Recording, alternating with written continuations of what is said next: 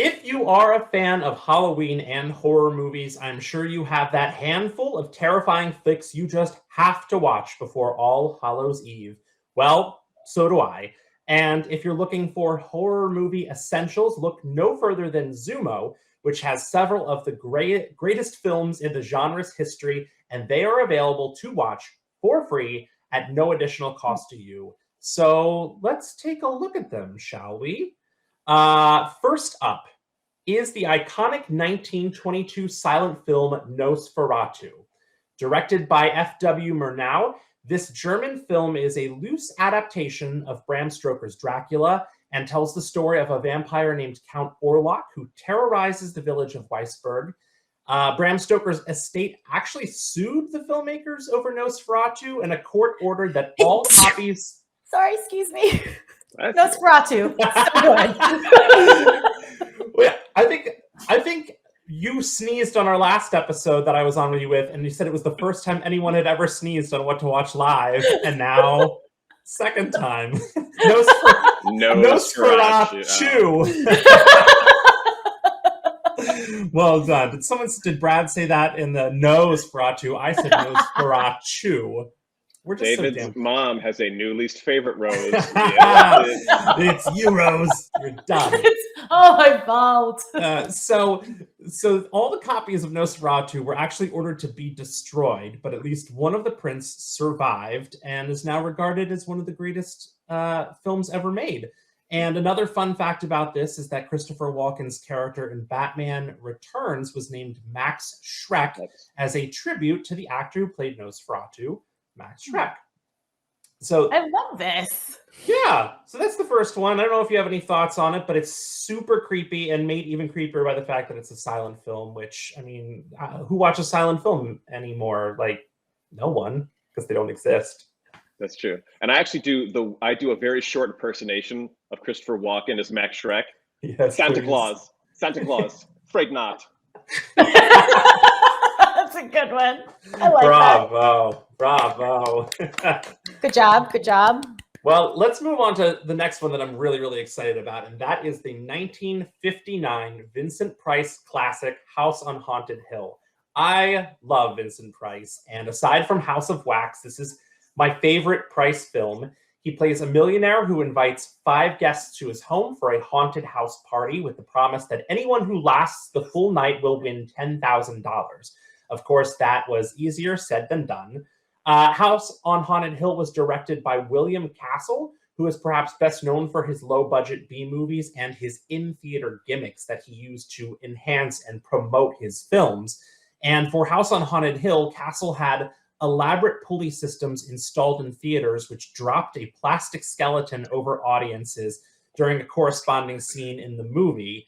And this was pretty, typical for Castle. Some of his other gimmicks included vibrating seats for the film The Tingler, a pre-movie poll for the movie Mr. Sardonicus, where audiences could vote on the villain's fate before the film even started. And there was actually 2 endings for the film that were shot. One where the villain was killed and one where the villain was shown mercy. And there were rumors that the merciful ending was never even filmed because audiences never voted for mercy. But Castle insisted there was a different ending. And then for the film Homicidal, audiences could choose to leave the theater during what they called a fright break before the finale in case they were too scared. And it was very much like that shame moment where the audience members had to leave and go to a section called Coward's Corner, where they would have to sign a yellow card saying they were too chicken to stay. A yellow card. And forced to leave. So, I mean, that just gives you an idea of the man behind these movies, and House on Haunted Hill is just one of the best.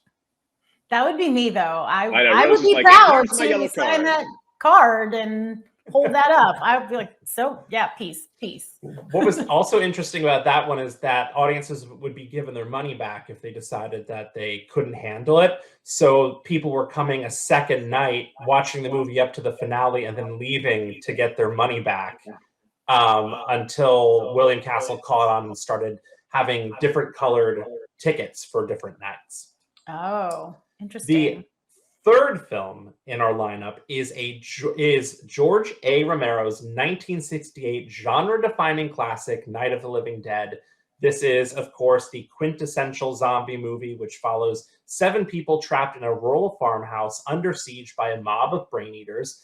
It's worth noting that The Night of the Living Dead marked the first time a Black man had been cast as the star and hero of a horror movie. That actor, Dwayne Jones, would appear in only 5 more movies before his death in 1988.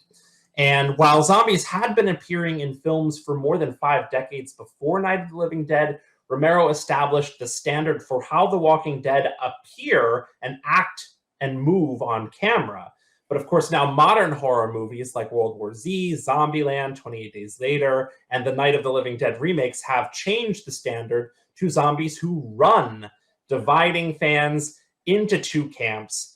So Rose, I know you are a big zombie movie fan. Do you prefer walking zombies or running zombies? Walking, duh. But I mean, let's clarify. I'm a fan only because I want to know how to survive. That is my worst irrational fear. Okay. I'm not a fan because I'm like, zombies, I love you. No, I don't want anything to do with them. I'm paying attention to the survivors and paying attention to the people who die first because I'm not I'm not going to do what they did, those mistakes. Yes. But walking all the way, you want zombies running at you at lightning speed like in World War Z? H to the E double L, no. Gordon, do you have a preference? I have very strong opinions about this. And back when I used to live in apartments, I would take into account the ability to protect the place in the case of a zombie attack. The way to do it is to have a staircase that goes down to a door, because I figured you could take like a love seat, throw it down there, and wedge between the stairs and the door. There's no way to get in, and they can't get to a second floor window. But when it comes to the high ground, thought it out. But now I'm in a house with windows, and I'm screwed in the case of the zombie apocalypse. But my take is, I'll watch any zombie movie. And I don't have a preference, but in real life, because this will happen, a walking zombie, I'd be like, all right, we need to figure this out. How are we going to survive? Let's band together. A running zombie, it would just be like, well, let's call it a day. What are you going to do? Like, what would you do if like 5 running zombies you can't take them all out. So it would just be like, well, we had a good run. Let's call it the day. So when the inevitable zombie apocalypse does happen, I hope they are walkers. My sister reminds me often, because she has a similar fascination with surviving zombie apocalypses as you, Rose, that I would be one of the first gone because I live next to a graveyard. So naturally, I would get the first wave of the Walking Dead right next door. And I sure hope they walk, because no, David would be the character that like shows up at our house. He's like, guys, I don't feel so good. I would be. Can you take a look at this like bite? Like, did it break skin? I'd be like, they'd be like, what's in your arm? Nothing. It's fine. Nothing's happening. Cover it up.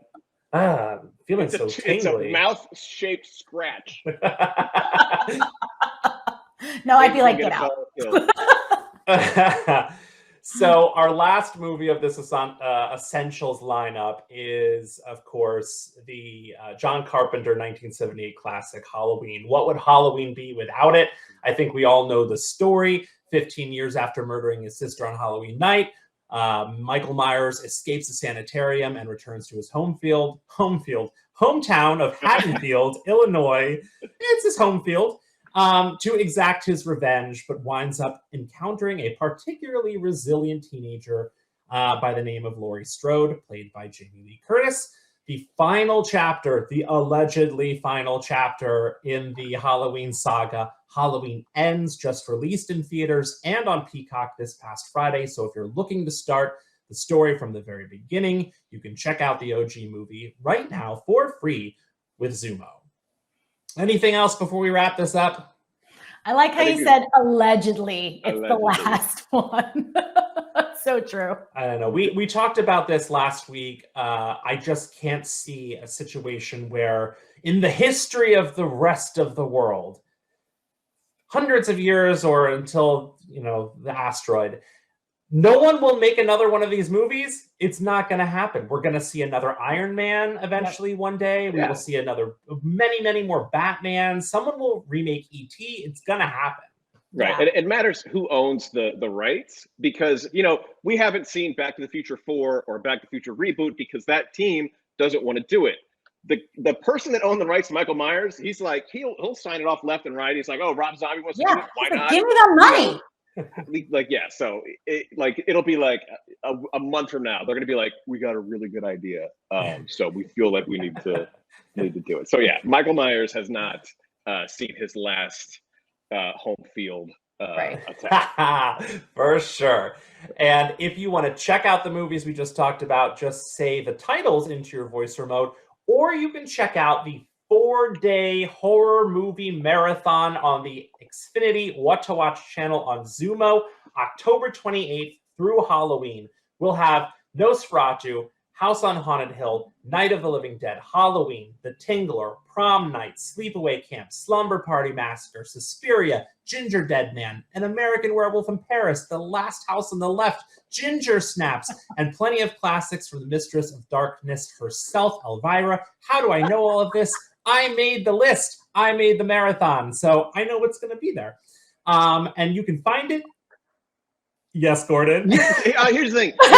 When it comes to curating things, David is the gold standard. But how are there only 2 ginger-themed movies, David? That's the best you could do? Two ginger movies? You know what? Whenever someone's giving up those rights, I'm gonna make a 3rd ginger movie.